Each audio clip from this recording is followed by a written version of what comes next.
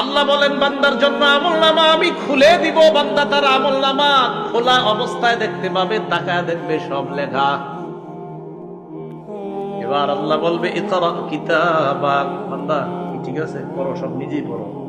কাফা বিনাফসিকাল ইয়াউমা আলাইকা হাসিবা, যা করছো এটির হিসাবের জন্য তুমি যথেষ্ট।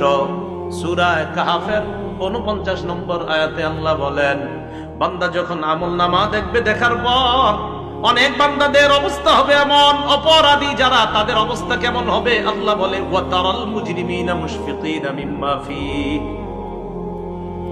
আপনি তাকায় দেখবেন অপরাধীরা তাদের আমলনামাটার দিকে তাকায় ভয় পাইতেছে, ভয়ে থরথর করে কাঁপবে আর বলবে মালি হাযাল কিতাব লা ইউগাদিরু সগীরাতাও ওয়ালা কাবীরাতান ইল্লা আহসাহা।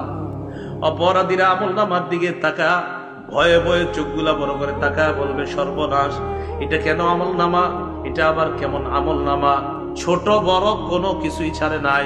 আমি রাতের অন্ধকারে মা বাবার দৃষ্টির আড়ালে আমার রুমের মধ্যে দরজা লাগিয়ে অন্ধকারের মধ্যে একা একই একটা অপরাধ করেছিলাম, এটাও এখানে লেখা।